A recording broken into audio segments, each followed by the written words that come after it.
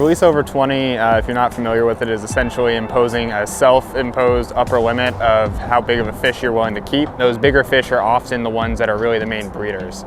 So if you want to maintain a healthy fish population, it's important to release the bigger ones and keep the smaller ones. I started doing this myself about 15 years ago when I was frustrated that there wasn't an upper slot for trout in South Carolina. It caused me to have an epiphany, and that was, why can't I just make my own upper slot? So I decided right then that a 20-inch trout would be my upper slot. I just did that by myself for a long time, and then we started this release over 20. And I've noticed that people are throwing more big trout back in the water, I guess they're releasing more.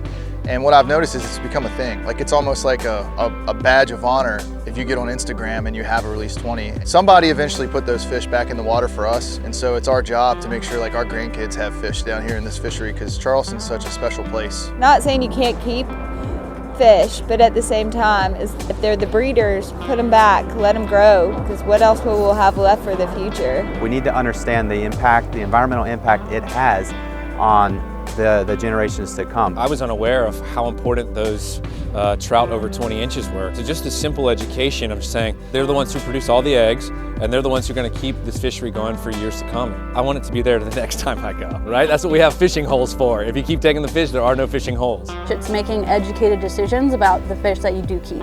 I think that's just a good practice. If you're going to use the resource, you should be ethical and responsible about it. I was releasing big fish even before I joined up with those guys, just because it was always the right thing to do. Try to make a difference today. You don't have to wait for a government regulation or a law to change. You can just do it right now.